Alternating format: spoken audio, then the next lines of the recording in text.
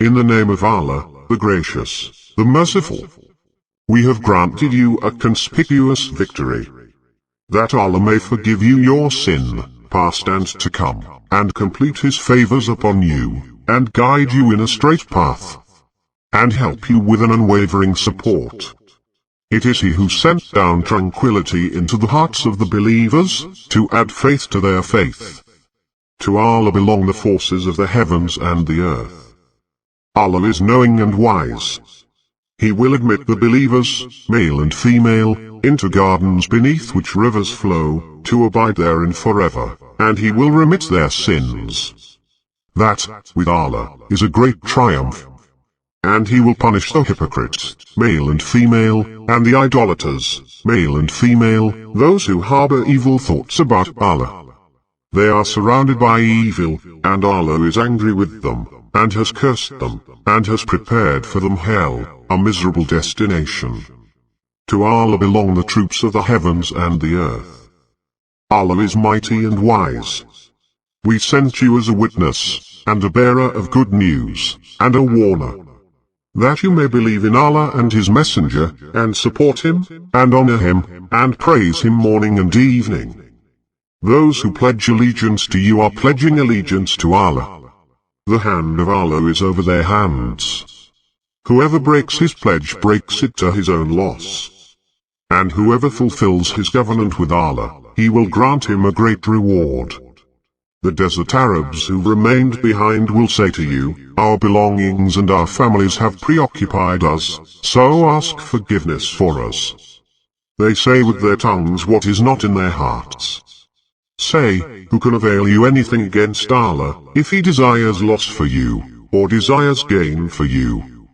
In fact, Allah is informed of what you do. But you thought that the Messenger and the believers will never return to their families, and this seemed fine to your hearts, and you harbored evil thoughts, and were uncivilized people. He who does not believe in Allah and His Messenger, we have prepared for the disbelievers a blazing fire. To Allah belongs the kingdom of the heavens and the earth. He forgives whomever He wills, and He punishes whomever He wills. Allah is forgiving and merciful. Those who lagged behind will say when you depart to collect the gains, let us follow you. They want to change the word of Allah. Say, you will not follow us, Allah has said so before. Then they will say, but you are jealous of us. In fact, they understand only a little. Say to the desert Arabs who lagged behind, you will be called against to people of great might, you will fight them, unless they submit. If you obey, Allah will give you a final reward. But if you turn away, as you turned away before, He will punish you with a painful punishment. There is no blame on the blind, nor any blame on the lame, nor any blame on the sick. Whoever obeys Allah and His Messenger, He will admit him into gardens beneath which rivers flow, but whoever turns away, He will punish him with a painful punishment. Allah was pleased with the believers, when they pledged allegiance to you under the tree. He knew what was in their hearts, and sent down serenity upon them, and rewarded them with an imminent conquest, and abundant gains for them to capture. Allah is mighty and wise. Allah has promised you abundant gains, which you will capture. He has expedited this for you, and has restrained people's hands from you, that it may be a sign to the believers, and that He may guide you on a straight path.